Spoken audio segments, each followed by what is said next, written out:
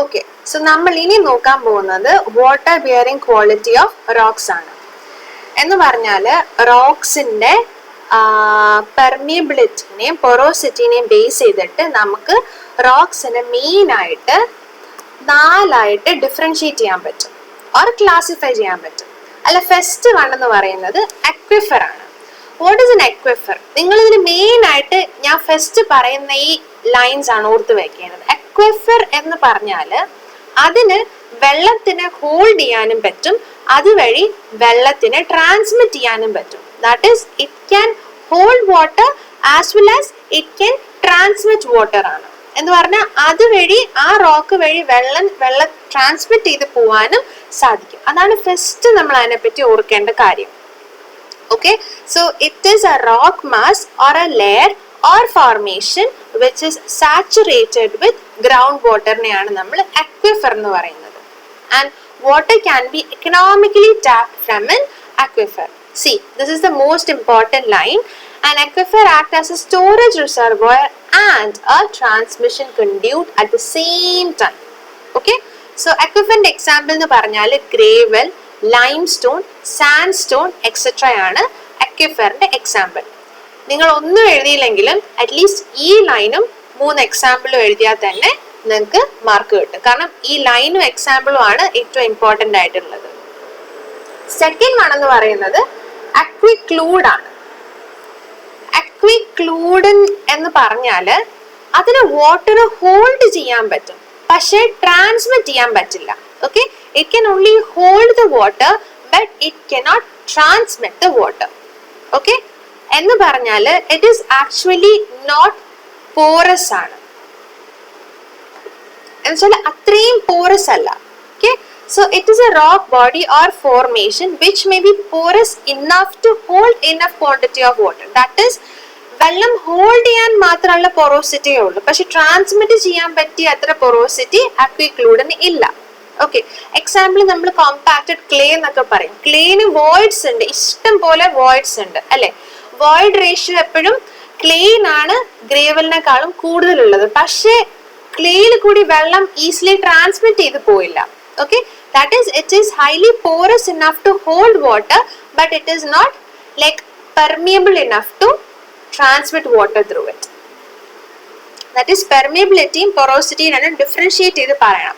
Aquifer was porous as well as permeable, whereas aquiclude is porous but it is impermeable ആണ്. See, it is not capable of transmitting water through it. It is practically an impermeable rock mass. Okay, compacted clay formations, അത് ഓർക്കാൻ എളുപ്പം aquiclude. Clue എന്ന് പറയുമ്പോൾ clay ഓർത്താൽ മതി. Okay, so it is a compacted clay formation are the best examples of aquicludes. Third one എന്ന് പറയുന്നത് aquifuge ആണ്. Okay, aquifuge എന്ന് പറയുന്നത് it is not porous and impermeable. Okay, porous അല്ല impermeable ആണ്. എന്ന് പറഞ്ഞാൽ അതിന് വെള്ളം ഹോൾഡ് ചെയ്യാനും പറ്റില്ല, വെള്ളത്തിനെ ട്രാൻസ്മിറ്റ് ചെയ്യാനും പറ്റില്ല. See, it is an absolutely impermeable rock formation which neither contains nor transmits water. Okay, it does not have any pores or interstices. അതിന് പോർസേ ഇല്ല. പോർസ് ഉണ്ടെങ്കിലല്ലേ വാട്ടർ ഹോൾഡ് ചെയ്യാൻ പറ്റുള്ളൂ. സോ കോമ്പാക്ട് ഇന്റർലോക്കിംഗ് ഗ്രാനൈറ്റ്സും ക്വാർട്സൈറ്റും ആണ് അക്വിഫ്യൂജിന്റെ example. And the final one is aquitard ആണ്. അക്വിറ്റാർഡ് എന്ന് പറഞ്ഞാൽ an aquitard transmits water at a low rate compared to an aquifer ആണ്. Okay, actually aquitard എന്ന് പറയുന്നത് aquifuge അഥവാ aquiclude that has become locally leak due to the development of partially pervious caused by the excessive jointing or cracks. See, ഞാൻ പറഞ്ഞു അക്വിഫ്യൂജിന് എന്ത് ചെയ്യാൻ പറ്റില്ല, വെള്ളം ഹോൾഡ് ചെയ്യാൻ പറ്റില്ല. അക്വിക്ലൂഡിന് വെള്ളം ഹോൾഡ് ചെയ്യാൻ പറ്റും, പക്ഷെ അതിനെ ട്രാൻസ്മിറ്റ് ചെയ്യാൻ പറ്റില്ല. സോ അക്വിഫ്യൂജ് അല്ലെങ്കിൽ അക്വിക്ലൂഡിന് ഒരു ക്രാക്ക് അല്ലെങ്കിൽ ലീക്ക് വന്നാൽ എന്താണ്, അതിന്റെ പേരാണ് അക്വിറ്റാർഡ്. നിങ്ങൾ അത്രയും ഓർത്ത് വെച്ചാൽ മതി. അക്വിക്ലൂഡ് അല്ലെങ്കിൽ അക്വിഫ്യൂജിന് രണ്ടിനും വെള്ളം ട്രാൻസ്മിറ്റ് ചെയ്യാൻ പറ്റില്ലല്ലോ. സോ അതിനൊരു ലീക്ക് സംഭവിച്ചാൽ എന്താണ് അതിനെ നമ്മൾ അക്വിറ്റാർഡ് എന്ന് പറയും. ഓക്കെ, അഥവാ അക്വിഫ്യൂജ് അല്ലെങ്കിൽ അക്വിക്ലൂഡിന്റെ വലിയ ക്രാക്ക് വീണാൽ നമ്മൾ അതിനെ അക്വിറ്റാർഡ് എന്ന് പറയും. ഈ 4 ടേമും വളരെ ഇമ്പോർട്ടന്റ് ആണ്. ഓക്കെ, നിങ്ങൾ ഇപ്പോൾ പഠിച്ച് കളയേണ്ടതല്ല. ഫ്യൂച്ചറിലും നിങ്ങൾ കോമ്പറ്റേറ്റീവ് എക്സാംസിനൊക്കെ പോകുമ്പം ജസ്റ്റ് ഡെഫിനീഷൻ പറഞ്ഞിട്ട് ഇതിലേതാന്ന് ചോദിക്കും. അപ്പൊ നമ്മൾ കൺഫ്യൂസ്ഡ് ആവും. സോ എപ്പോഴും ഓർത്ത് വെക്കുക, അക്വിഫർ, അക്വിക്ലൂഡ്, അക്വിഫ്യൂഷൻ, അക്വിറ്റാർഡ്. ഓക്കെ, ഇനി now we are moving on to the types of aquifer. Now, what is unconfined aquifer? See, unconfined aquifer actually അതിന്റെ പേരെന്ന് പറഞ്ഞാൽ വാട്ടർ ടേബിൾ അക്വിഫർ എന്ന് തന്നെയാണ് നമ്മൾ അൺകൺഫൈൻഡ് അക്വിഫർ എന്ന് പറയുന്നത്. നമ്മൾ മെയിൻ ആയിട്ട് അൺകൺഫൈൻഡ് അക്വിഫറിൽ ഓർത്ത് വെച്ചിരിക്കേണ്ട കാര്യം എന്ന് പറഞ്ഞാൽ അൺകൺഫൈൻഡ് അക്വിഫറിൽ ഹോൾഡ് ചെയ്തിരിക്കുന്ന വാട്ടർ എപ്പോഴും അറ്റ്മോസ്ഫിയറിക് പ്രഷറിലായിരിക്കും ഉണ്ടാവുക. അതാണ് ഏറ്റവും ഇമ്പോർട്ടന്റ് ആയിട്ട് നമ്മൾ ഓർത്ത് വെക്കേണ്ടത്. ആൻഡ് ഈ അൺകൺഫൈൻഡ് അക്വിഫറിലുള്ള water level it is susceptible to rise or fall. Okay, മഴ ഒത്തിരി ഉണ്ടെങ്കിൽ അൺകൺഫൈൻഡ് അക്വിഫറിലെ വെള്ളത്തിന്റെ ലെവൽ കൂടും. മഴ തീരെ ഇല്ലെങ്കിൽ അൺകൺഫൈൻഡ് അക്വിഫറിന്റെ ലെവല് കുറയും. പിന്നെ അൺകൺഫൈൻഡ് അക്വിഫറിൽ നമ്മൾ വേറെ ഓർത്ത് വെക്കേണ്ട കാര്യം എന്താന്ന് പറഞ്ഞാൽ since it is more exposed ആണ്. ഓക്കെ, അത് മോർ എക്സ്പോസ്ഡ് ആണ്. കാരണം ഈ അൺകൺഫൈൻഡ് അക്വിഫർ റീപ്ലനിഷ്ഡ് ആവുന്നത് എങ്ങനെയാണ്? നമ്മുടെ മഴ വഴിയോ അല്ലെങ്കിൽ സീ പെർക്കുലേഷൻ വഴിയൊക്കെയാണ് ഈ അൺകൺഫൈൻഡ് അക്വിഫർ റീപ്ലനിഷ്ഡ് ആവുന്നത്. അതുകൊണ്ട് തന്നെ it is like expose to pollutants ആണ് അല്ലേ. ഈ പെർക്കുലേറ്റ് ചെയ്ത് വരുന്ന സമയത്ത് നമ്മൾ എക്സസീവ് ഫെർട്ടിലൈസേഴ്സ് ഒക്കെ സോയിലിൽ യൂസ് ചെയ്തിട്ടുണ്ടെങ്കിൽ അത് ഈ പെർക്കുലേറ്റ് ചെയ്ത് വരുന്ന വാട്ടറിൽ മിക്സ്ഡ് അപ്പ് ആയിട്ട് നമ്മുടെ അൺകൺഫൈൻഡ് അക്വിഫർ പൊല്യൂട്ടഡ് ആവാനുള്ള ചാൻസ് ഹൈലി കൂടുതലാണ്. ഓക്കെ, ഇനി ഈ അൺകൺഫൈൻഡ് അക്വിഫറിൽ നിന്ന് നമുക്ക് വെള്ളം എക്കണോമിക് ആയിട്ട് ടാപ്പ് ചെയ്ത് പുറത്തേക്ക് എടുക്കാൻ പറ്റും. സോ അൺകൺഫൈൻഡ് അക്വിഫറിലേക്ക് നമ്മളൊരു വെല്ല് കുഴിച്ചാൽ എന്താ സംഭവിക്കാന്ന് പറഞ്ഞാൽ വെല്ലിനകത്ത് വെള്ളം ഏതുവരെ പൊന്തി വരും? അവിടെയുള്ള വാട്ടർ ടേബിളിന്റെ ലെവൽ എവിടെയാണോ അതുവരെ വെള്ളം പൊന്തി വരും. നിങ്ങൾക്ക് ഇത് കുറച്ചും കൂടി മനസ്സിലാവാൻ ഞാൻ വേറൊരു പിക്ചർ കാണിച്ചു തരാം. സി, ഈ പടം നോക്കൂ. ഇത്രയും പോർഷനെയാണ് നമ്മൾ അൺകൺഫൈൻഡ് അക്വിഫർ എന്ന് പറയുന്നത്. ഇവിടെ ഈ ബ്ലൂ ഡോട്ടഡ് ലൈൻസും കാണിച്ചിരിക്കുന്നതാണ് ആക്ച്വലി വാട്ടർ ടേബിൾ എന്ന് പറയുന്നത്. സോ ഞാൻ ഈ അൺകൺഫൈൻഡ് അക്വിഫറിലേക്ക് ഞാനൊരു കിണർ കുഴിച്ചാല് ആ കിണറിന്റെ വെള്ളം എവിടെ വന്ന് നിൽക്കും? ഈ വാട്ടർ ടേബിളിന്റെ ലെവൽ വരെ വന്ന് നിൽക്കും. നമ്മൾ വാട്ടർ ടേബിൾ എന്താന്ന് പഠിച്ചായിരുന്നു അല്ലെ? It is a level like ground വാട്ടറിന്റെ ടോപ്പ് ലെവൽ മാർക്ക് ചെയ്യുന്ന ലെയറിനാണ് നമ്മൾ വാട്ടർ ടേബിൾ എന്ന് പറയുന്നത്. വാട്ടർ ടേബിളിൽ എപ്പോഴും വെള്ളം അറ്റ്മോസ്ഫിയറിക് പ്രഷറിൽ തന്നെയായിരിക്കും. ഓക്കെ, സി കണ്ടോ, അവിടുത്തെ പോണ്ടിന്റെ ലെവല് എപ്പോഴും വാട്ടർ ടേബിളിന്റെ ലെവലിലായിരിക്കില്ലേ. സോ നമ്മൾ ഇപ്പുറത്തൊരു കുഴി അല്ലെങ്കിൽ വെല്ല് കുഴിച്ചാൽ അതിനകത്ത് അൺകൺഫൈൻഡ് അക്വിഫറിലേക്ക് നമ്മളൊരു വെല്ല് കുഴിച്ചാല് അതിനകത്ത് വെള്ളം റേസ് ചെയ്ത് ആ ഏരിയയിൽ വാട്ടർ ടേബിളിന്റെ ലെവൽ എവിടെയാണോ അത്രയും ലെവൽ വരെ വെള്ളം റൈസ് ചെയ്ത് നിൽക്കും. ഞാൻ നേരത്തെ പറഞ്ഞതുപോലെ മേളിൽ കൺഫൈനിങ് ആയിട്ടൊന്നുമില്ല. ഇത് കുറച്ചും കൂടി എക്സ്പോസ്ഡ് ആയതുകൊണ്ട് ഇത് പൊല്യൂട്ടഡ് ആവാനുള്ള ചാൻസ് ഹൈലി കൂടുതലാണ്. പിന്നെ അൺകൺഫൈൻഡ് അക്വിഫറിന്റെ ഈ വാട്ടർ ടേബിളിന്റെ ലെവല് കൂടുകയോ കുറയുകയോ ഒക്കെ ചെയ്യാം depending upon the permeability of the ground, duration of rainfall, okay, then nature of the ground during rainfall. അതിനൊക്കെ ഡിപ്പെൻഡ് ചെയ്തിട്ട് വാട്ടർ ടേബിളിന്റെ ലെവല് അങ്ങോട്ടും ഇങ്ങോട്ടും മാറാം. സി, അതാണ് ഇവിടെ എഴുതിയിരിക്കുന്നത്. when tapped through a well, the free water will rise to a level in the well equivalent to the water table of that area. ഈ ഫ്രീ വാട്ടർ എന്ന് പറഞ്ഞാൽ എന്താണ്? വാട്ടർ പ്രസന്റ് അറ്റ് അറ്റ്മോസ്ഫിയറിക് പ്രഷറിനെയാണ് നമ്മൾ free water എന്ന് പറയുന്നത്. Okay, and ഈ unconfined അക്വിഫയറിൽ exist ചെയ്യുന്ന വെള്ളം എല്ലാം അറ്റ്മോസ്ഫിയറിക് പ്രഷറിൽ എക്സിസ്റ്റ് ചെയ്യുന്ന വെള്ളമല്ലേ. സോ അൺകൺഫൈൻഡ് അക്വിഫയറിൽ എക്സിസ്റ്റ് ചെയ്യുന്ന വെള്ളത്തിനെ നമുക്ക് ഫ്രീ ഗ്രൗണ്ട് വാട്ടർ എന്നും പറയാൻ പറ്റും. And the water table depth ranges from 1 meter to 100 meter വരെ പോകും. The depth to upper surface of zone of saturation in the groundwater is called water table. Okay, ഞാൻ നേരത്തെ പറഞ്ഞായിരുന്നു ആ സോൺ ഓഫ് സാച്ചുറേഷന്റെ സ്റ്റാർട്ടിങ്ങിനെയാണ് നമ്മൾ വാട്ടർ ടേബിൾ എന്ന് പറയുന്നത്. Now moving on to അൺകൺഫൈൻഡിന് മുന്നേ നമുക്ക് പഠിക്കാൻ വേറൊരു വാട്ടർ ടേബിൾ ഉണ്ട്. ഒരു special type of water table ആണ്. It is known as perched water table. ഈ perched water table unconfined aquifer exist ചെയ്യുന്ന ലെയർ ഇല്ലേ, ആ ലെയറിൽ തന്നെയാണ് ഈ പേഴ്സ്ഡ് വാട്ടർ ടേബിൾ എക്സിസ്റ്റ് ചെയ്യുന്നത്. എന്ന് പറഞ്ഞാൽ ഒരു ഏരിയക്ക് മൊത്തത്തിൽ ഒരു വാട്ടർ ടേബിൾ കാണും. അതല്ലാണ്ട് മാറി നിന്നിട്ട് ഒരു ഐസൊലേറ്റഡ് ആയിട്ട് ഒരു സെപ്പറേറ്റ് വാട്ടർ ടേബിൾ കാണും. അതിനെയാണ് നമ്മൾ പേഴ്സ്ഡ് വാട്ടർ ടേബിൾ എന്ന് പറയുന്നത്. See, perched water table is the isolated water table in an aquifer held by a small extension of impervious rock. For example, ഇതായിരിക്കും അവിടെയുള്ള ഗ്രൗണ്ട് വാട്ടർ ടേബിൾ.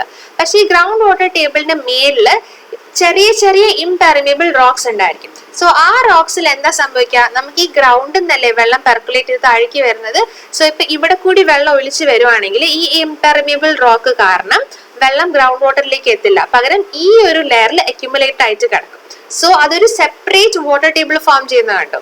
സോ അതിനെയാണ് നമ്മൾ perched water table എന്ന് പറയുന്നത്. So പേഴ്സ്ഡ് water ടേബിളും summer season ആകുമ്പോൾ എന്താ സംഭവിക്കുക, പേഴ്സ്ഡ് വാട്ടർ ടേബിള് നല്ലോണം വെള്ളം കുറയും. ഓക്കെ, റെയിനി സീസൺ ആണെങ്കിൽ പേഴ്സ്ഡ് വാട്ടർ ടേബിള് ഒക്കെ കവിഞ്ഞു ഒഴുകും. സോ ഇതും എന്താണ്, റൈസ് ഓർ ഫോളിന് സസെപ്റ്റബിൾ ആണ് ഇതിനകത്തുള്ള വെള്ളം എന്ന് പറയുന്നത്. Okay, and supplies from these are actually often unreliable ആണ്. ഞാൻ നേരത്തെ പറഞ്ഞു ഇത് ജസ്റ്റ് ഒരു കുഞ്ഞു പോർഷൻ അല്ലേ ഉള്ളൂ. സോ ഇവിടെ നിന്ന് നമ്മൾ വെള്ളം എടുത്തു കഴിഞ്ഞാൽ പെട്ടെന്ന് തീർന്നു പോയാൽ എന്താ സംഭവിക്കുക, സോ നമുക്ക് അറിയില്ല എത്രമാത്രം വെള്ളമാണ് ഹോൾഡ് ചെയ്ത് വെക്കാൻ പറ്റുന്നത്. സോ ഇത് ഹൈലി ഇൻഫ്ലുവൻസ്ഡ് ബൈ റെയിൻഫോൾ, ആണ് ഈ പേഴ്സ്ഡ് വാട്ടർ ടേബിൾ എന്ന് പറയുന്നത്. സോ അതുകൊണ്ട് തന്നെ നമുക്കിത് അത്രയും ഓഫൺ റിലയബിൾ ആയിട്ട് വരില്ല. സോ പേഴ്സ്ഡ് വാട്ടർ ടേബിൾ എന്ന് പറയുമ്പോൾ ഒരു ഡെഫിനേഷൻ പറയുമ്പോൾ തന്നെ നിങ്ങൾക്ക് ജസ്റ്റ് ഈ പടം ഒന്ന് വരച്ച് കാണിച്ചാൽ മതി. ലൈക്ക് ഒരു എക്സിസ്റ്റിംഗ് വാട്ടർ ടേബിൾ, അതിന്റെ മേളിൽ ഒരു ഇംപെർവിയസ് റോക്ക്, ഓക്കെ, അവിടെ കളക്ട് ചെയ്യപ്പെടുന്ന വാട്ടറിനെയാണ് നമ്മൾ പേഴ്സ്ഡ് വാട്ടർ ടേബിൾ എന്ന് പറയുന്നത്. Now coming on to confined aquifers. Confined aquifers നമുക്ക് ആ പേരിന്ന് തന്നെ മനസ്സിലാവും അല്ലെ, രണ്ട് കൺഫൈനിങ് ലെയേഴ്സിന്റെ ഇടയ്ക്ക് എക്സിസ്റ്റ് ചെയ്യുന്ന വാട്ടറിനെയാണ് നമ്മൾ കൺഫൈൻഡ് അക്വിഫയർ എന്ന് പറയുന്നത്. Okay, so an aquifer that is confined from above and below by an aquiclude or an impervious bedrock is known as confined aquifer. So രണ്ട് സാൻഡ്വിച്ച്ഡ് ആയിട്ടിരിക്കുവാണ്, രണ്ട് ഇംപെർവിയസ് റോക്ക് ലെയേഴ്സ് അഥവാ അക്വിക്ലൂഡിന്റെ ഇടയിൽ trap ചെയ്ത് പെട്ടിരിക്കുന്ന ഒരു zone of വാട്ടറിനെയാണ് നമ്മൾ confined അക്വിഫർ എന്ന് പറയുന്നത്. Sandwiched ആയിട്ട് ഇരിക്കുന്നത് കൊണ്ട് തന്നെ കൺഫൈൻഡ് അക്വിഫറിൽ എപ്പോഴും water exist at pressure higher than the atmospheric pressure ആയിരിക്കും. ഓക്കെ, ആൻഡ് ഈ കൺഫൈൻഡ് അക്വിഫറിലേക്ക് നമ്മൾ ഒരു കിണർ കുഴിക്കുവാണെങ്കിൽ അതിനെ നമ്മൾ ആർട്ടീഷ്യൻ വെൽ എന്ന് പറയും. എന്തുകൊണ്ടാന്ന് വെച്ചാല് since water is at A pressure higher than the atmospheric pressure, എവിടെയാണോ വാട്ടർ ടേബിൾ ഉള്ളത് അതിനേക്കാളും മേളിലായിരിക്കും ആ ആർട്ടീഷ്യൻ വെല്ലിനകത്തുള്ള വാട്ടറിന്റെ ഡെപ്ത് എന്ന് പറയുന്നത്. നിങ്ങൾക്ക് കുറച്ചും കൂടി മനസ്സിലാവാൻ ഞാൻ നേരത്തെ കാണിച്ച ഒരു പിക്ചർ തന്നെ കാണിക്കാം. ഈ പിക്ചർ നോക്കുക, രണ്ട് അക്വിറ്റാർഡ് അല്ലെങ്കിൽ അക്വിക്ലൂഡിന്റെ ഇടയ്ക്ക് സാൻഡ്വിച്ച്ഡ് ആയിട്ടിരിക്കുന്ന ലെയർ ഓഫ് വാട്ടറിനെയാണ് നമ്മൾ കൺഫൈൻഡ് അക്വിഫയർ എന്ന് പറഞ്ഞത്. ഞാൻ ഇവിടെ ഒരു വെല്ല് കുഴിച്ചു, ഈ വെല്ലിന് പറയുന്ന പേരാണ് ആർട്ടീഷ്യൻ വെൽ എന്ന് പറയുന്നത്. കാരണം എന്താണ്, ഇത് ഹൈ പ്രഷറിലല്ലേ ഇരിക്കുന്നത്, അറ്റ്മോസ്ഫിയറിക് പ്രഷറിനേക്കാളും ഹൈ പ്രഷറിലാണ് ഇരിക്കുന്നത്. സോ നമുക്ക് എപ്പോഴെങ്കിലും അറിയാം ഹൈ പ്രഷറിൽ ഇരിക്കുന്നവരടുത്ത് നമ്മൾ പൊത്ത ഇട്ടാൽ അല്ലെങ്കിൽ തുള ഇട്ടാൽ അവിടെ കൂടെ വെള്ളം പെട്ടെന്ന് ഹൈ പ്രഷറിൽ പുറത്തേക്ക് വരും.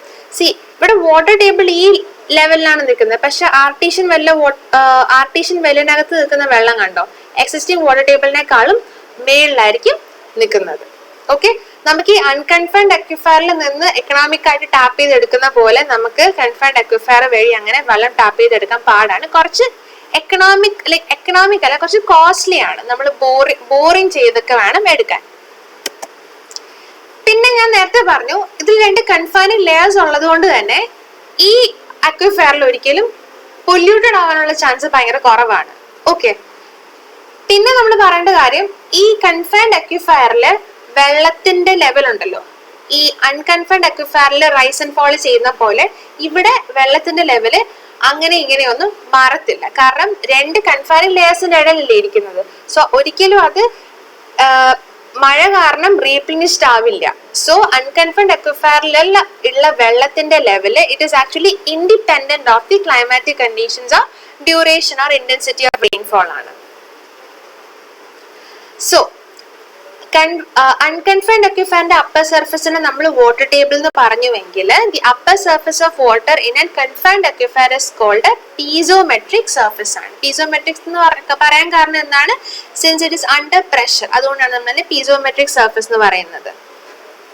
In groundwater, piezometric surface is an imaginary surface that defines the level to which water in an confined aquifer would rise where it completely pierced with well. ഈ piezometric surface എന്ന് പറയുന്നത് എന്താണ്? Artesian well. ഞാൻ പറഞ്ഞില്ലേ ഇതിൽ unconfined അക്വിഫറിലേക്ക് കുഴിക്കുന്ന വെല്ലിനെയാണ് നമ്മൾ artesian well എന്ന് പറയുന്നത്. ആർട്ടീഷ്യൻ വെല്ലിലുള്ള വാട്ടറിന്റെ ലെവലിനെയാണ് നമ്മൾ പീസോമെട്രിക് സർഫസ് എന്ന് പറയുന്നത്. ആർട്ടീഷ്യൻ അക്വിഫയർ, സോ നമ്മൾ കൺഫൈൻഡ് അക്വിഫയർ എന്ന് പറയും, അല്ലെങ്കിൽ ആർട്ടീഷ്യൻ അക്വിഫയർ എന്ന് തന്നെ നമ്മൾ പറയും. It is a confined aquifer in which piezometric surface is always above the ground level at many places when projected in elevation. So when a well is drilled in a confined aquifer, the groundwater in it rises towards the surface of such a well is called artesian well. എന്ന് പറഞ്ഞാൽ വെള്ളം പൊന്തി ഒട്ടനെ മേളിലേക്ക് വരുവാണ്, കാരണം അത്രയും പ്രഷറിലാണ് ഈ രണ്ട് ലെയറിന്റെ ഇടയ്ക്ക് വെള്ളം എക്സിസ്റ്റ് ചെയ്യുന്നത്. അതുകൊണ്ട് തന്നെ there is no need for pumping ആണ്. ഓക്കെ,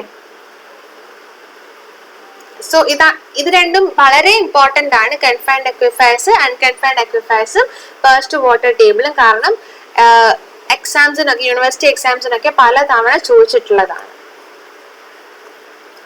ഇനി നമ്മൾ പഠിക്കാൻ പോകുന്നത് പ്രോപ്പർട്ടീസ് ഓഫ് അക്വിഫർ ആണ്.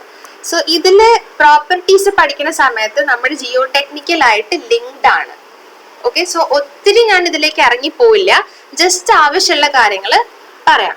ഓക്കെ, ഫസ്റ്റ് വൺ എന്ന് പറഞ്ഞാല് പൊറോസിറ്റി. പൊറോസിറ്റിന്റെ ഡെഫിനിഷൻ എന്താണ്? It is actually the volume of voids divided by the total volume of soil അല്ലെങ്കിൽ ടോട്ടൽ വോളിയം ഓഫ് റോക്ക്. എന്ന് പറഞ്ഞാൽ 1 മീറ്റർ ക്യൂബ് സോയിൽ എടുക്കുമ്പോൾ എത്ര മീറ്റർ ക്യൂബ് വോയിഡ് ആണ് അതിലുള്ളത് എന്നാണ് നമ്മൾ പൊറോസിറ്റി വഴി പറയുന്നത്. പൊറോസിറ്റി യൂഷ്വലി നമ്മൾ പെർസെൻറ്റേജിൽ അല്ലെങ്കിൽ ഡെസിമലിൽ റെപ്രസെന്റ് ചെയ്യും. ഓക്കെ, സോ പൊറോസിറ്റിന്റെ വാല്യൂ ഒരിക്കലും ഗ്രേറ്റർ ദാൻ 1 പോയില്ല. എന്താ വെച്ചാല് അതിന്റെ ഡിനോമിനേറ്റർ എന്താണ്?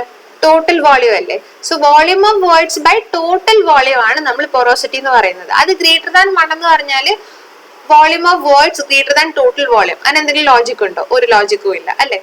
സോ ഒരിക്കലും വോളിയം ഓഫ് വേർഡ്സ് ടോട്ടൽ വോളിയത്തിനേക്കാളും കൂടില്ല, കാരണം ടോട്ടൽ വോളിയം എന്താണ്?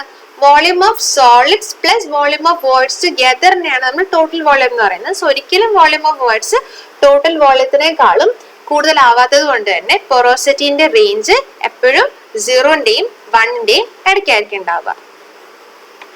Okay, see, it is defined as the volume of voids in rock mass. It is expressed in percentage terms of the total volume of rocks ആണ്. നമ്മൾ porosity എന്തിനാ പഠിക്കുന്നതെന്ന് വെച്ചാൽ നമ്മൾ ഈ പൊറോസിറ്റിന്റെ ബേസിസിലും പെർമിയബിലിറ്റിന്റെ ബേസിസിലും ആണല്ലോ നമ്മൾ നേരത്തെ റോക്സിനെ 4ആയിട്ട് ഡിഫറൻഷിയേറ്റ് ചെയ്തത്. സോ പൊറോസിറ്റി എന്ന് പറയുന്നത് വളരെ ഇമ്പോർട്ടന്റ് ആയിട്ടുള്ള ഒരു പ്രോപ്പർട്ടി ആണ്, because porosity defines the water holding capacity of A rock. ഒരു റോക്ക് പോറസ് ആയാൽ മാത്രമല്ലേ അതിന് വാട്ടർ ഹോൾഡ് ചെയ്യാൻ പറ്റുള്ളൂ. അതുകൊണ്ട് തന്നെ porosity is an important property of an aquifer. See, only porous rocks can be aquifer, but high porosity itself is not sufficient to ensure water yielding capacity of a rock. So porous ആയാലും water hold ചെയ്യാൻ പറ്റുന്നേ പറയുള്ളൂ, പക്ഷെ yield ചെയ്യാൻ പറ്റും എന്നുള്ളത് porosity വെച്ചാലും നമ്മൾ permeability വെച്ചിട്ടാണ് പറയുന്നത്. Clays which have high porosity are practically useless aquifers. എന്തുകൊണ്ടാ? കാരണം പെർമിയബിലിറ്റി ഇല്ല, അതിന് പൊറോസിറ്റി മാത്രമേ ഉള്ളൂ. അതുകൊണ്ട് നമ്മൾ പൊറോസിറ്റി വെച്ചിട്ട് വാട്ടർ ഹോൾഡിംഗ് കപ്പാസിറ്റി മാത്രമേ ഡിഫൈൻ ചെയ്യാൻ പറ്റുള്ളൂ. ഹൈലി പോറസ് ആണെന്നും പറഞ്ഞ് അതിന് വാട്ടർ ഈൽഡ് ചെയ്യാൻ പറ്റണം എന്നില്ല. അതാണ് ഈ പൊറോസിറ്റി വഴി അവർ പറയുന്നത്. പിന്നെ ഇതിൽ മെയിനായിട്ട് പഠിക്കേണ്ടത് ഇഫക്റ്റീവ് പൊറോസിറ്റി ആണ്. It is the volume of pores which is effective in the release of water from an aquifer. Effective porosity എന്ന് പറഞ്ഞാൽ എന്താണ്? എല്ലാ പോഴ്സിലും വാട്ടർ ഉണ്ട്, പക്ഷെ എല്ലാ പോഴ്സ് വഴിയും വാട്ടർ പുറത്തേക്ക് പോയില്ല. സോ ഏതൊക്കെ പോഴ്സ് വഴിയാണോ വാട്ടർ പുറത്തേക്ക് പോകുന്നത് അതിനെയാണ് നമ്മൾ ഇഫക്റ്റീവ് പോഴ്സ് അഥവാ ഇഫക്റ്റീവ് പൊറോസിറ്റി എന്ന് പറയുന്നത്.